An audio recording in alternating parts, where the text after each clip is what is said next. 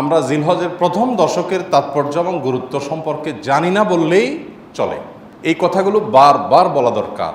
আমি আপনাদেরকে উদাত্ত আহ্বান জানাতে চাই, আপনারা এই কথাগুলোর ফেরিওয়ালা হয়ে যাবেন, এই কথাগুলো অন্যের কাছে পৌঁছে দিবেন। জিলহজের এই 10টা দিনের ইবাদত করলে আল্লাহ তাআলার কাছে এটা যত প্রিয় হয়, অন্য কোনো সময় ইবাদতে আল্লাহ তাআলার কাছে এত প্রিয় না।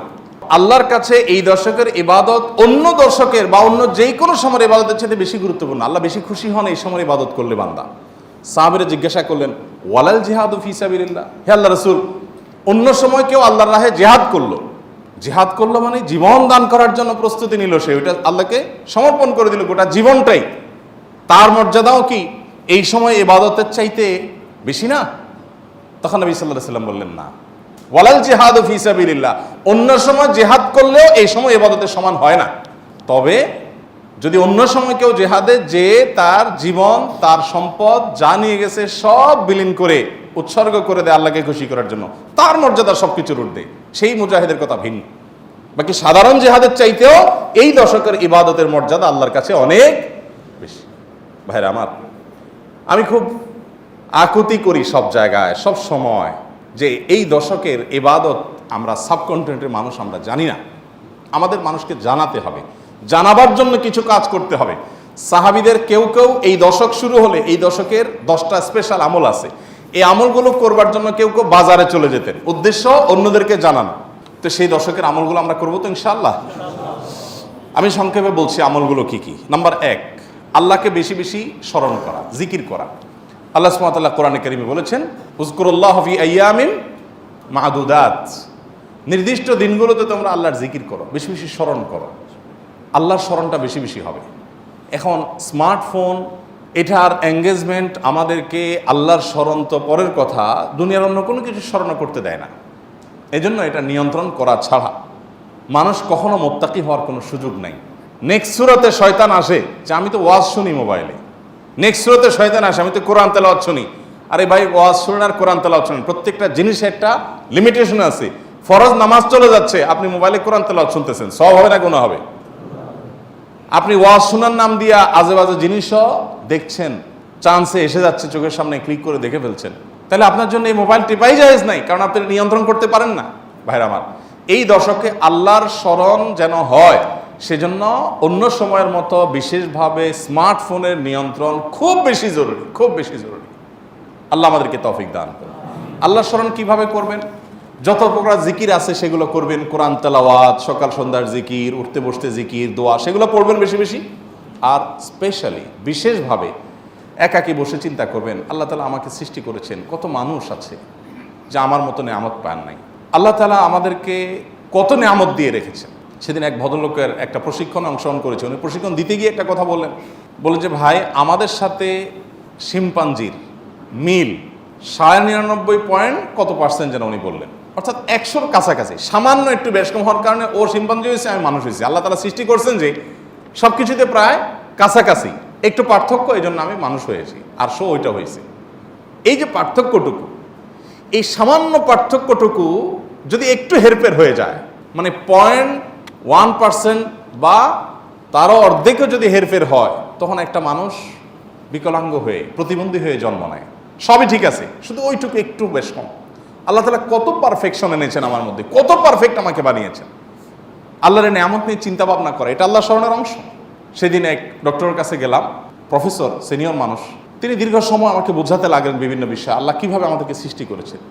আমি তো সায়েন্সের ছাত্র না, মুগ্ধ হয়ে গেলাম শুনে, সুবহানাল্লাহ, কিভাবে সম্ভব? আমরা যে খাবার গ্রহণ করি সেগুলো কতগুলো ধাপে মল হয়ে, মূত্র হয়ে আমাদের শরীর থেকে বের হয়, তার আগের ধাপগুলো কি, কিভাবে এগুলো আল্লাহ রাব্বুল আলামিন এইভাবে সেট করলেন। এটা এইভাবে কাকতালীয়ভাবে হতে পারে না কোনো পরিকল্পনা ছাড়া। মলদার সম্পর্কে বললেন যে মলদার নিচে, এখানে আল্লাহ পিঠে দিয়ে দিতেন, বুকে দিয়ে দিতেন, তাহলে আপনি কিভাবে আপনার শরীরের আবর্জনাগুলো বের করতেন? কত কঠিন হতো। পারফেক্ট জায়গা আল্লাহ সেট করেছেন। আবার সেটাকে এমনভাবে আল্লাহ তাআলা তৈরি করেছেন যে মলমূত্র এমনিতে বের হয়ে যায় না, ওটা বন্ধ থাকে। আবার যাতে বের হওয়া সহজ হয় তার জন্য পানি যতটুকু প্রয়োজন মলের সাথে ততটুকু দেওয়া হয়, আঠালো পদার্থ তৈরি হওয়ার ব্যবস্থা করা হয়, না হলে এটা ছিঁড়ে যাবে, ফেটে যাবে। মানে কত কিছু যে আছে। প্রায় 2.5 ঘন্টা, আমি একটা রোগী, আমাকে উনি 2.5 ঘন্টা সময় দিলেন। অবশ্য রাতে অন্য রোগী ছিল না কেউ, সব শেষ রোগী ছিলাম আমি। 2.5 ঘন্টা উনি আমাকে বোঝালেন এবং আমি মুগ্ধ হয়ে গেলাম, সব ভুলে গেছি আমি কাজ কাম বাদ দিয়ে। সুবহানাল্লাহ। বললেন যে ভাই, আল্লাহ তাআলা কি নিয়ামত আপনার ভিতর দিয়ে রাখছে, আপনি এটা বুঝেন তো আপনার কপাল সিজদায় অবনত এমনিতেই হয়ে যাবে।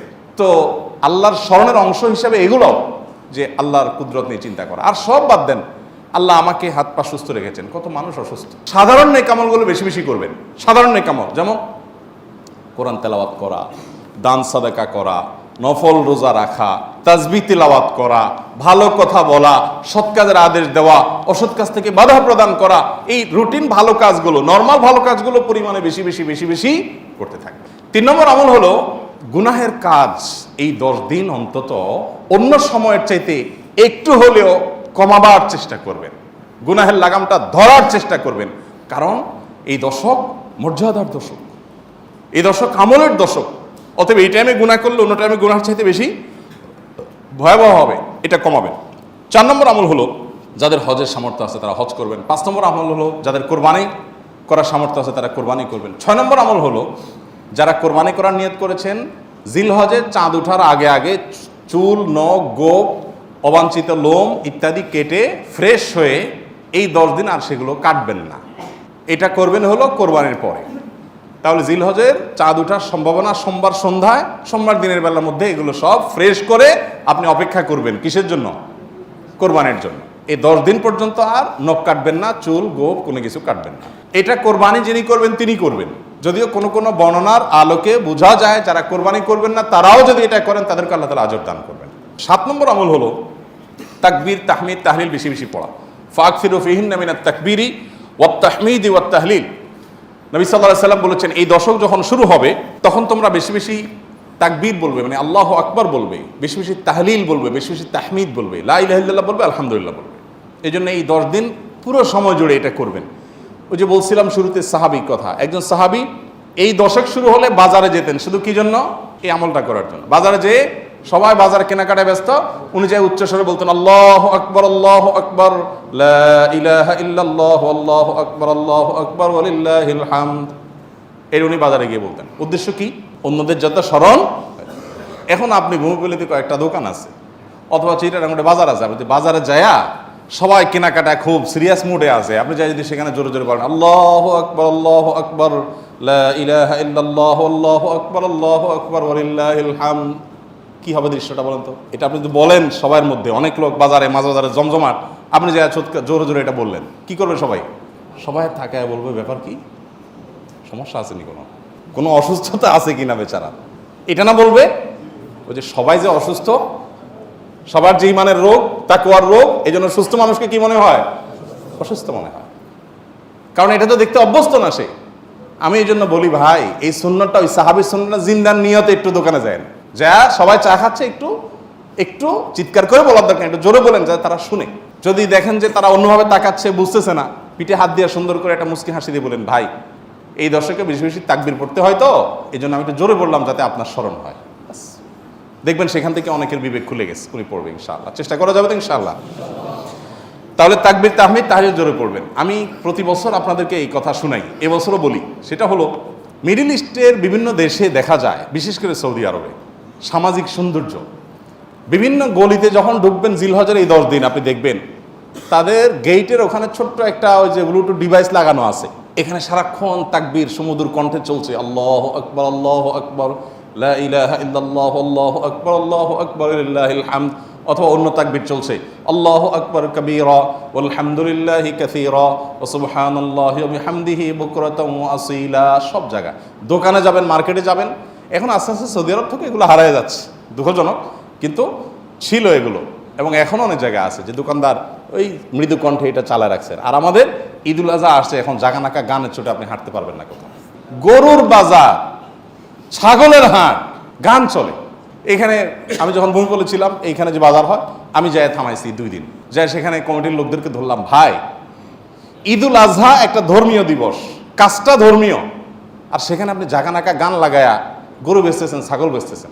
আল্লাহ তো বিবেক দিছে অন্তত, এখানে অন্য কিছু লাগান, এটা কিরে ভাই? আর আপনার গানের অত্যাচারে আশপাশে মানুষ ঘুমাইতে পারে না, থাকতে পারে না, এ কি মানুষ?